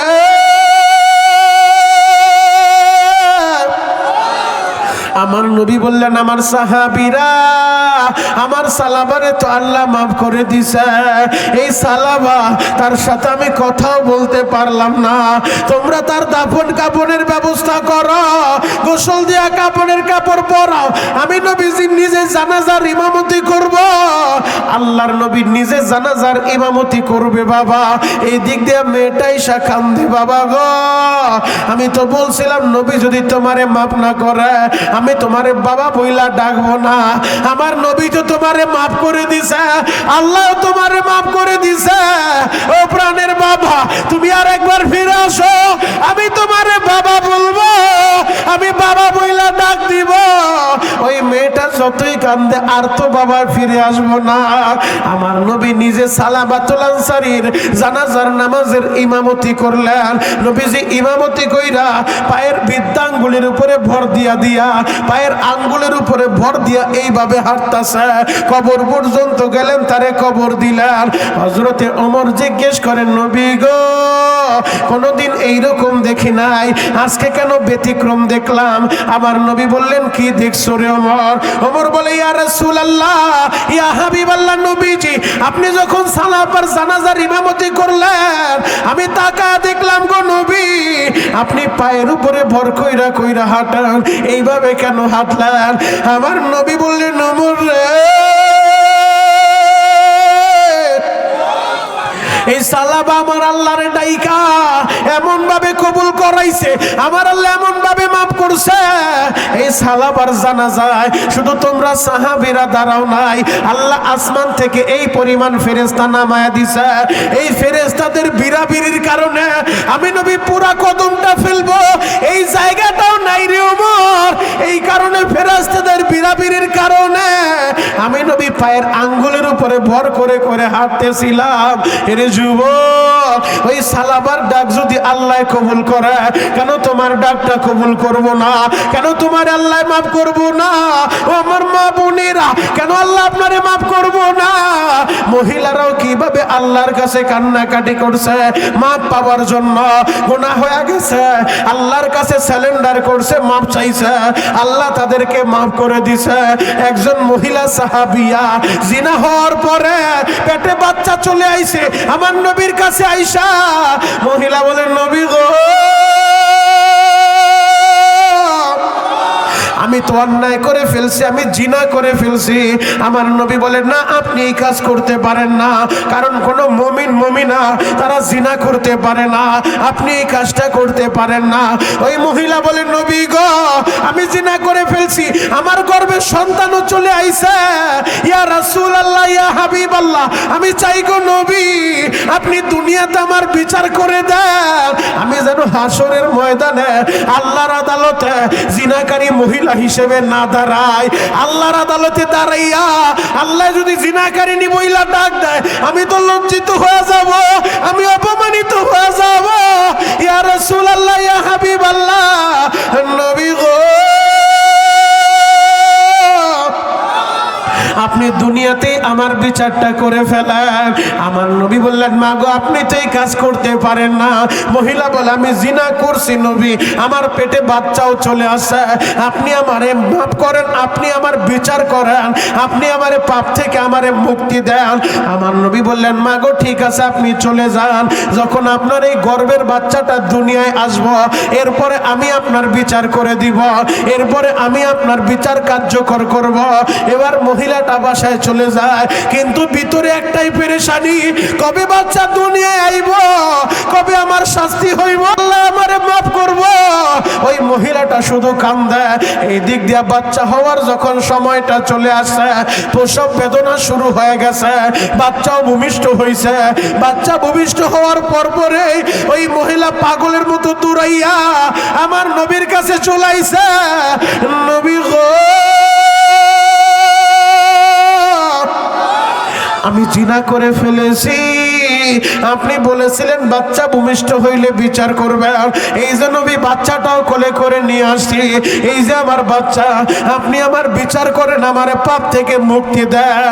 আমার নবী বললেন মা গো, যদিও আপনি গুনাহ করছেন, এই বাচ্চাটার তো কোনো অপরাধ নাই, এই বাচ্চাটা আগে আপনার স্তনের দুধ পান করবে, ও যখন দুধ সারাম দিব নিজে নিজে খাবার খাইতে পারবো, তখন আমি আপনার বিচার ফয়সালা করব, এর আগ পর্যন্ত আপনার বিচার কার্যকর করব না। ওই মহিলাটা বাসায় চলে যায়, চোখের পানি জড়ায় আর বলে মালিক রে, কবে আমি পাপ থেকে মুক্তি পাবো? আল্লাহ আমি পাপী হয়ে কবরে যাইতে চাই না, আমি গুনাহ লয়ে কবরে যাইতে চাই না। আল্লাহ আমি গুনাহ করে ফেলছি, আমি গুনাহ থেকে মুক্তি চাই, আমি গুনাহ লয়ে কবরে যাব না রে আল্লাহ। অপেক্ষা করতে করতে বাচ্চাটা যখন মোটামুটি খাবার শিখছে, মায়ের স্তনের দুধটা সারান দিছে, বাচ্চার মুখের ভিতরে মোটামুটি শক্ত খাবার দেওয়া যায়। এবার মহিলাটা কৌশল কইরা এক টুকরা রুটি সিরিয়া বাচ্চার হাতের ভিতরে এক টুকরা রুটি ধরায়া দিয়া আমার নবীর কাছে নিয়ে আইছে। আইসা বলে নবী গো, এই যে দেখেন আমার বাচ্চা ও নিজে নিজে খাবার খাইতে পারে, আমি ছাড়াও ও বাঁচতে পারবো গো নবী। ও দেখেন শক্ত খাবার খাইতে পারে, আপনি আমার বিচার ফয়সালা করে দেন। আল্লাহর নবী এবার আদেশ দিলেন, সাহাবীরা তোমরা গর্ত করো, মাটি পর্যন্ত গর্ত খনন করিয়া বিবাহিত নারী পুরুষ যদি এরা জিনা করে রে বাবা, এদেরকে হত্যা করতে হয়, এদেরকে পাথর মারিয়া দুনিয়া থেকে বিদায় করতে হয়। আল্লাহর নবী বললেন তোমরা একটা গর্ত খনন করো। গর্ত খনন করা হইল। এবার সবাই ওই মহিলার দিকে পাথর নিক্ষেপ করে। এক সাহাবী বড় একটা পাথর মহিলার মাথার ভিতরে মারছে, রক্তের একটা ফোঁটা আইসা সাহাবীর শরীরে লাগছে। ওই সাহাবী বলে হায় আফসোস, একজন নাপাক মহিলার রক্ত আমার শরীরে লাগছে। নবী আমার এই কথাটা শুই না, আমার নবী বললেন সাহাবী রে, তুমি তো জানো না এই মহিলা কিভাবে আল্লাহর কাছে তওবা করছে। তুমি আজকে তারে ঘৃণা করো, নাপাক মহিলার রক্ত। এই মহিলার তওবা পুরা মদিনায় যদি বন্টন করে দেওয়া হয়, এরপরও তার একার তওবার সমান হবে না রে সাহাবী। এই মহিলা এমন ভাবে আল্লাহর কাছে মাপ চাইছে, আমার আল্লাহ তারে মাফ করে দিছে, আল্লাহ তারে মাফ করে দিছে। আলোকবালির বাইরে রে, গুনার বোঝা মাথায় লইয়া আজকের এই মাহফিলে বৈশা, আজকে 13ই জানুয়ারি 2026 সালে এই আলোকবালি মধ্যপাড়া এ জমিয়ার বাড়ির দ্বিতীয় বার্ষিক মাহফিলে বৈশা তুমি আর আমিও যদি চোখের পানি জড়াইয়া আল্লাহর কাছে স্যালেন্ডার করতে পারি, আল্লাহর কাছে মাপ চাইতে পারি, অবশ্যই আমার আল্লাহ তোমারে আমারও মাফ করে দিব। ভুল করছো, অন্যায় করছো, জিনা করছো, চোখের জিনা হইছে, হাতের জিনা হইছে, পায়ের জিনা হইছে, অঙ্গ প্রত্যঙ্গ গুনার সাগরে হাবুডুবু খাও। এই গুনার বোঝা মাথায় লইয়া আজকের এই মাহফিলে বৈশা গুনাহগার হিসেবে আসামির মতো আল্লাহরে যদি ডাকার মতো ডাক দিতে পারো, আর যদি বলো মালিক রে আমারে গুনাহগার বইলা হাসরের ময়দানে তুমি ডাক দিও না, আমি লজ্জিত হয়ে যাব, অপমানিত হয়ে যাব, তুমিও যদি ডাকার মতো ডাক দিতে পারো, অবশ্যই আমার আল্লাহ তোমারে মাফ করে দিব। সবাই ডাক দেন না আল্লাহ। আসামির মতো ডাক দাও না, আল্লাহ আল্লাহ আল্লাহ আল্লাহ আল্লাহ আল্লাহ আল্লাহ। চিৎকার মেরে ডাক দাও বাবা, ডাক দাও, ডাক দাও, গলা সাইরা ডাক দাও না যুবক, আল্লাহ আল্লাহ। তুমি তাকায় দেখো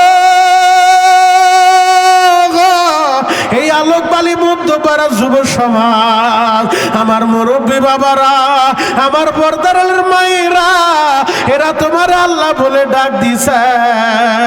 কত গুনাহ করছি মাওলা জীবনে, মাফ করে দেন রহমান নামের খাতিরে। কে যে উপায় হবে আমার মরণে, কে যে উপায় হবে আমার কবরে। ও দয়ার আল্লাহ, গুনাহগার যদি কবরে যাই রে আল্লাহ, ওই কবরটা তো সাপ বিছুর ঘর, অন্ধকারের ঘর, কিরা পোকামাকড়ের ঘর। ও আলোকবালির বাইরা, ও আমার দাড়ি পাকা বাবাজিরা, যদি গুনাহ লয়া কবরে যাও, ওই কবরের দুই পার্শ্বের মাটি এমন জোরে চাপ মারবো রে বাবা, এক পাথরের হারার এক পাথরে ঢুকায় দিব। কত কবরে সাপ দেখা যায়, কত কবরে আগুন দেখা যায়। গতকালকে মোবাইলের ভিতরে দেখলাম একটা কবরের উপরে বিশাল বড় একটা সাপ দাঁড়ায় রইছে। এলাকার মানুষ জমা হয়ে চিৎকার মারে রে বাবা। কত কবরস্থানের পাশে দেখবা গরুটা বাঁধিয়া রাখা যায় না, ছাগলটা বাঁধিয়া রাখা যায় না, এরা রশি সিরিয়া পালা যায়। কেন জানুনি গো, ওই কবরে যখন আযাব শুরু হয়ে যায়, ওই গরু বাছুররা শুনতে পায়। আমার আল্লাহ শুধু মানুষদেরকে শুনতে দেয় নাই, কারণ মানুষেরা যদি কবরের আযাব দেখত, কেউ কাউরে কবর দিত না, কেউ কাউরে কবরস্থানে লয়া যাইত না। ও আমার আলোক বালির বাবাজিরা, ওই কবরে দুইটা অবস্থা হবে রে বাবা। আল কবরু রাউযাতুম মিন রিয়াজিল জান্নাহ আও হুফরাতুম মিন হুফারিন নার। কারো কবর জান্নাতের বাগান, আবার কারো কবর জাহান্নামের একটা গর্ত। আহারে কোন কবরে জানো জাহান্নামের আগুন জ্বলে, জাহান্নামের আগুন জ্বলে রে বাবা। কোন কবরে জানো 99টা সাপ উপস্থিত হয়ে গেছে। এ জমিয়ার বাড়ির মাহফিলে বৈশা ওই যে আব্দুল মুত্তালিব ভাই, মাও নাই তার বাবাও দুনিয়ায় বাইচা নাই, মা বাবার কথা স্মরণ কইরা, আলেম ওলামারে দাওয়াত কইরা, এলাকার মানুষের একত্রিত কইরা আজকে শুধু মার জন্য দোয়া চায়, বাবার জন্য দোয়া চায়। আমার মা হারা বাইরা রে, এখন বসে বসে কাঁদবা, মাত্র 5 মিনিট আমি কথা বলবো, শুধু চোখের পানি জড়াইয়া ওই মা বাবার কথা স্মরণ কইরা চিৎকার মাইরা মাইরা কানবা। আমি জানি না কার মা হার্টের রোগী, আমি জানি না কার মা ক্যান্সার আক্রান্ত হয়ে গেছে, আমি জানি না কার বাবা অসুস্থ, আহারে কার বাবা স্ট্রোক কইরা বিছানায় পড়ে আছে। ও সন্তানেরা ওই বাবার জন্য কাঁদবা, ও সন্তানেরা ওই মার জন্য কাঁদবা রে ভাই। যুবক ভাইরা রে, কয়েকদিন আগে দেখলাম 5 বছরের মাদ্রাসার একটা ছেলে, আহারা মায় মারা গেছে, মার কবরের উপরে ওই 5 বছরের মাদ্রাসার ছেলেটা মার কবরে শুইয়া চিৎকার মাইরা মাইরা কান্দে আর বলে, মা গো কতদিন হয়ে গেল, তুমি আমার সাথে কি রাগ করছো নি রে মা? ও মা তুমি কি বাড়িতে আসো না? ও মা তুমি কি আমারে খাবার খাওয়া দিবা না?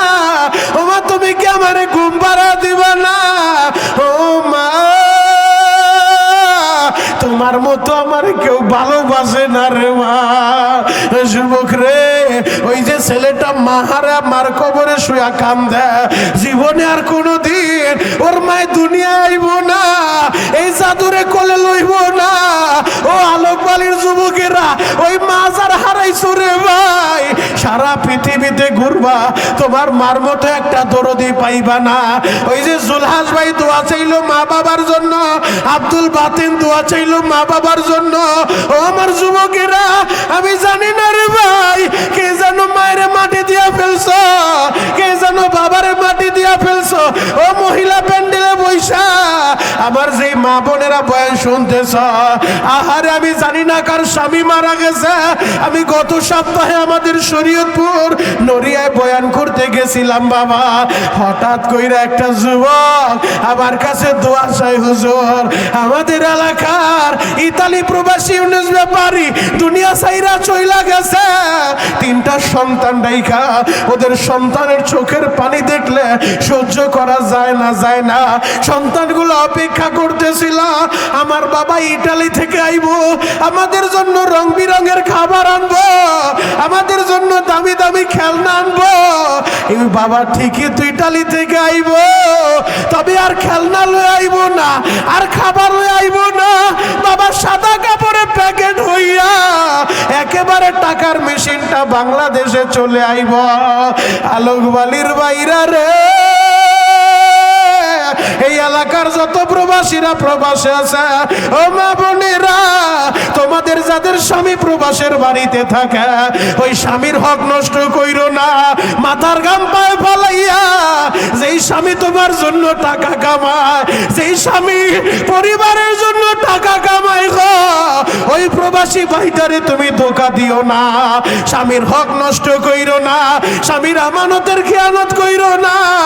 যদি স্বামীর আমানতদারিতা ঠিক রাখতে পারো, ওই অবস্থায় যদি তোমার মরণ হয়, আর স্বামী যদি বলে মালিক রে আমার বিবি মারা গেছে, আমি ওর উপরে খুশি, আল্লাহ তুমিও খুশি হও, আমার আল্লাহ ওই স্ত্রীর উপরে খুশি হয়ে যায়, ওই মহিলার উপরে খুশি হয়ে যায়।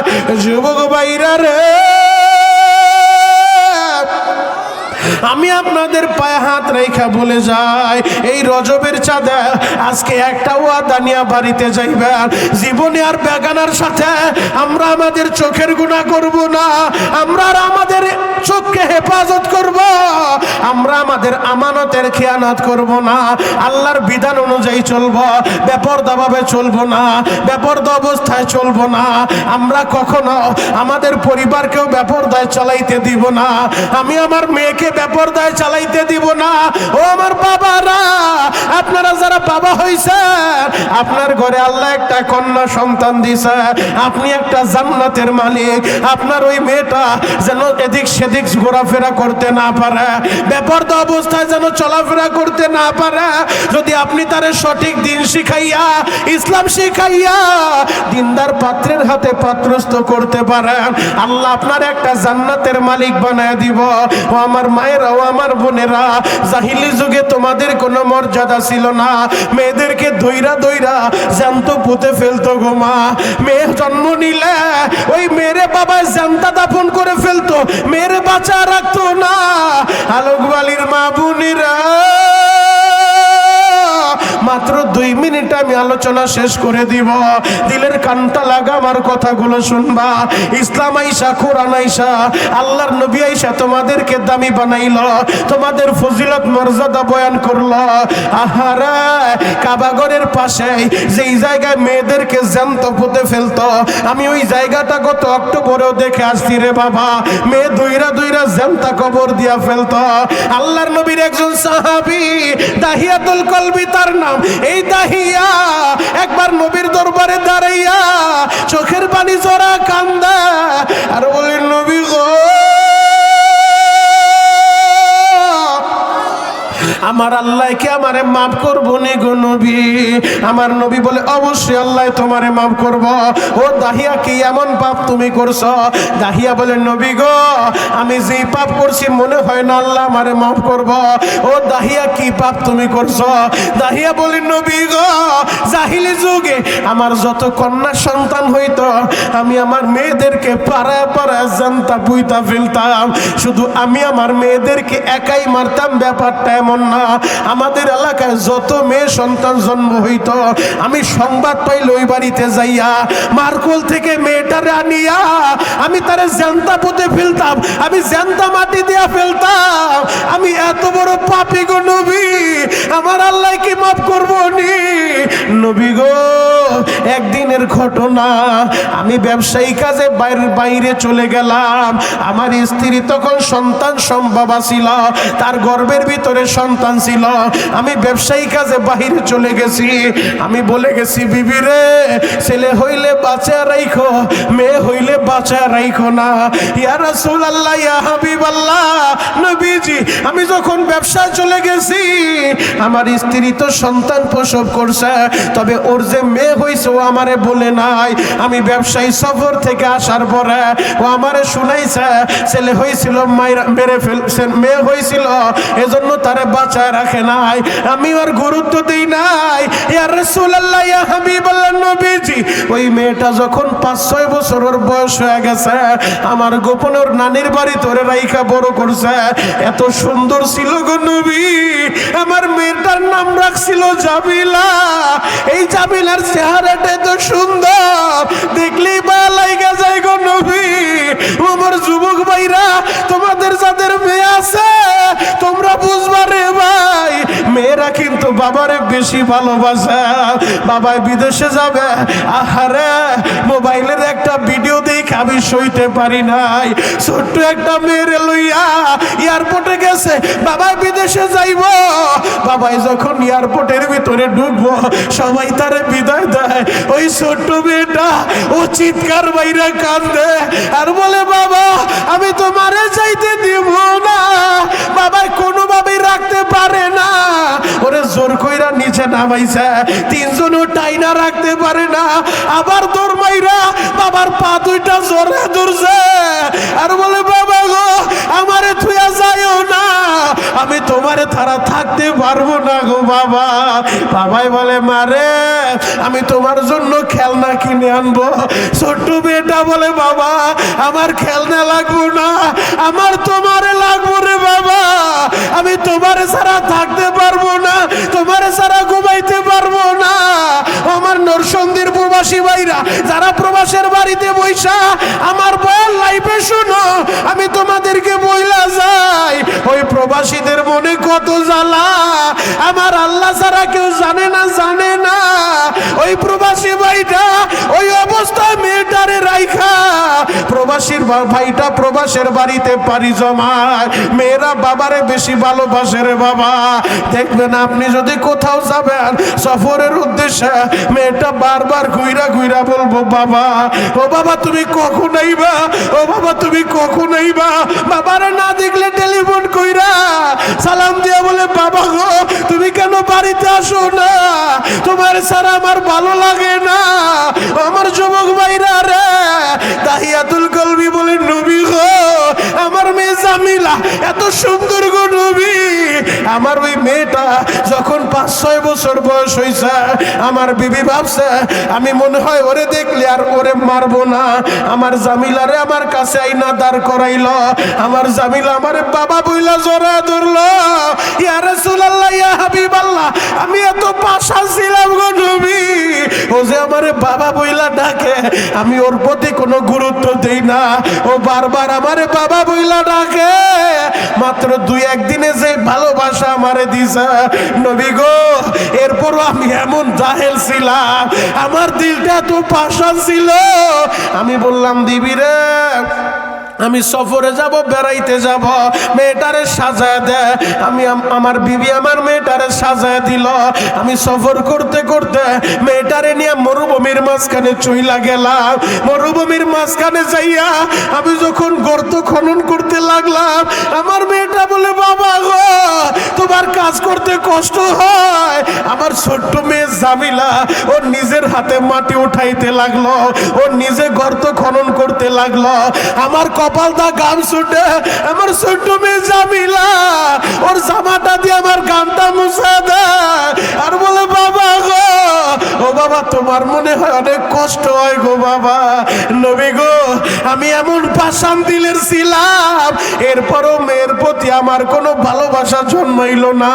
আমার এই জামিলা আমার এত ভালোবাসলো, এরপর আমার পাষাণ হৃদয় আমি গর্ত কইরা আমি যখন মেয়েটারে গর্তের ভিতরে নামাইলাম, আমার মেয়েটা বলে বাবা গো এই গর্তের ভিতরে কি করবা? বলে মারে আমি তোমার এই জায়গায় রেখে যাব। আমার মেয়ে জামিলা বলে বাবা গো তুমি আমারে রাইখা গেলে আমি কারে বাবা বইলা ডাকবো, আমি কারে বাবা বলবো? ইয়া রাসূলুল্লাহ ইয়া হাবিবাল্লাহ আমি এত পাষাণ হৃদয়ের ছিলাম, আমি গর্ত কইরা আমার জামিলারে যখন পাথর মারতে লাগলাম, আমি পাথর মাইরা মাইরা ওরে মেরে ফেলতেছিলাম। আমার মেয়েটা কান্দার বলে বাবা গো আমারে মাইরো না, আমারে মাইরো না গো বাবা, যদি আমারে মেরে ফেলো আমার মার কি উপায় হবে? আমার মা তো আমার জন্য কান্না করব। বাবা গো যদি বাবা বললে তোমার কষ্ট হয় আমি তোমারে বাবাও বলবো না, এরপরে আমারে জানে মাইরো না। ইয়া রাসূলুল্লাহ ইয়া হাবিবাল্লাহ আমার পাষাণ হৃদয়ে একটু দয়া হইল না। আমি আমার মেয়েটারে একেবারে মেরে ফেললাম, ওরে জীবিত দাফন কইরা আমি বাড়িতে চলে আসলাম। নবী গো আমারে কি আমার আল্লাহ মাফ করবো নি? আমার নবী বলে দাহিয়া রে মেয়েটা এতবার বাবা বইলা ডাকলো, তোমার দিলে কি দয়া হইল না? ওই দাহিয়া কান্দে আর বলে নবীজি আল্লাহ কি আমারে মাফ করব? আমার নবী বলে দাহিয়া রে তুমি যদি আল্লাহর কাছে খালেস দিলে তওবা করো, অবশ্যই আমার আল্লাহ তোমারে মাফ করব। ও আলোক বালির ভাইরা তুমি তো নিজের হাতে মেয়েরে জ্যান্ত পুঁতে ফেলো নাই। ও আমার মা বোনেরা জাহিলি যুগে তোমাদের কোনো সম্মান ছিল না, তোমাদের কোনো মর্যাদা ছিল না। ইসলাম আর কোরআন তোমাদেরকে মর্যাদা দিল, তোমাদেরকে সম্মান দিল।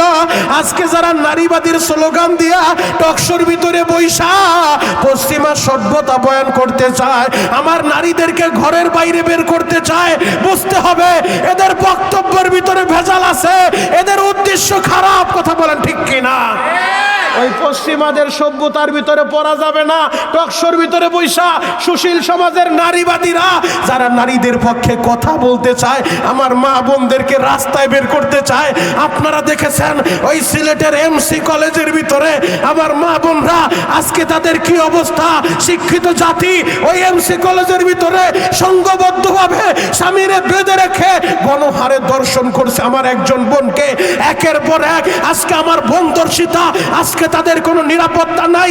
এর একটা কারণ, আমার মা বোনদেরকে বলবো, যদি তোমরা পর্দার সহিত রাস্তায় বের হও, আল্লাহ তোমাদের হেফাজত করবে, ফেরেশতাদের মাধ্যমে হেফাজত করবে। এজন্য পর্দার ভিতরে থাকলেই শান্তি, পর্দার বাইরে বের হইলেও অশান্তি। কথা বলেন ঠিক কিনা? আজকে পশ্চিমা আছে আমাদের নারীদেরকে ঘর থেকে বের করার জন্য। আর দাদার দেশের কিছু ইসকনের সদস্য আছে, ওদের টার্গেট হলো, পায়ে হাত রেখা বলে যায়, ওদের টার্গেট হলো হিন্দুরা মুসলমানের মেয়েদের গর্ভের ভিতরে সন্তান দিব, আগামী ভবিষ্যৎ প্রজন্ম যেন ধ্বংস হয়ে যায়। সেই ফাঁদের ভিতরে আজকে আমার মা বোনরা পা দিতেছে একের পর এক। আমার মুসলিম বোনেরা আজকে হিন্দুদের সাথে প্রেমে পড়িয়া আজকে গর্ভবতী হয়ে যায়, জিনায় লিপ্ত হয়।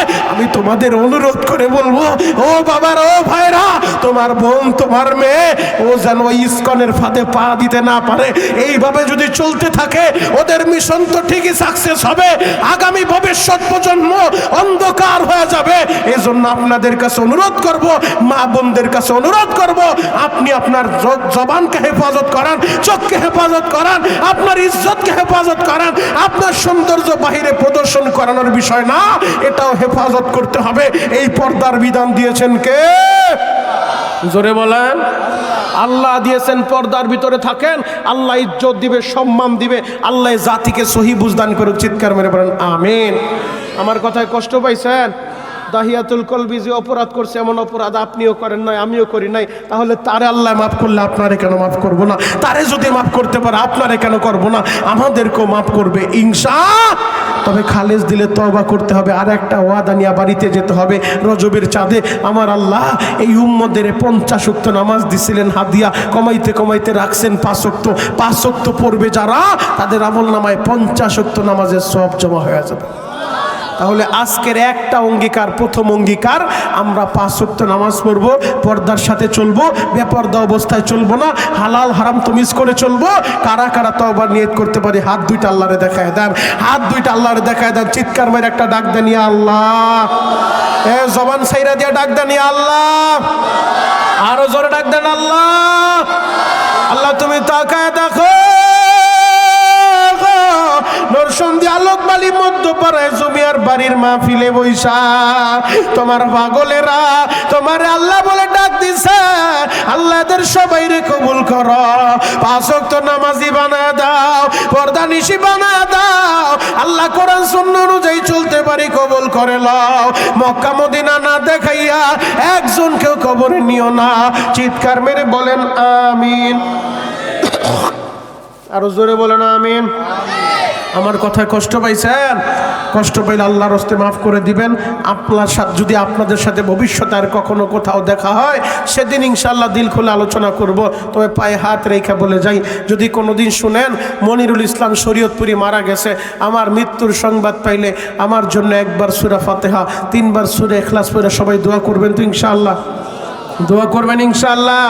আমি আপনাদের জন্য দোয়া করব, আপনাদের বাড়ির সন্তান মাওলানা সাহেব, এরপরে এলাকার আরও যেই সমস্ত ভাইয়েরা আমার সাথে যোগাযোগ করেন, জুলহাস ভাই, এরপরে আব্দুল বাতেন ভাই সহ অনেকে আমার কাছে টেলিফোন করেন, অনেক মা বোনও টেলিফোন করে ইতিপূর্বে দোয়া চাইছেন, স্বামীর জন্য অনেকের সন্তান অসুস্থ দোয়া চাইছেন, যে যেই নিয়েতে দোয়া চাইছেন, আমি সবার জন্য দোয়া করব মুসাফির হালতে। আল্লাহ যেন আপনাদের সকলের মনের আশা পুরা করে। চিৎকার মেরে বলেন আমিন। আল্লাহ যেন একবার হইল মক্কা মদিনার মেহমান হিসেবে কবুল করে সকলে বলেন আমিন। আমি কয়েকদিন আগে এসেছিলাম ওই যে জুলহাস সাহেবদের মসজিদে, সেখানে এসে আমি বলে গিয়েছিলাম মদিনায় যাইতে মন চায় কি চায় না? মদিনায় যাইতে যদি মন চায় তাহলে চোখের পানি ঝরে আল্লাহর কাছে চাইতে হয়, টাকা লাগে না, টাকা লাগে না, কপাল লাগে কপাল। কথা বলেন ঠিক কিনা? আমি আপনাদের সামনে বলেছিলাম যে চাওয়ার মতো চাইলে আল্লাহ সবই দেয়, আল্লাহর কাছে পাওয়া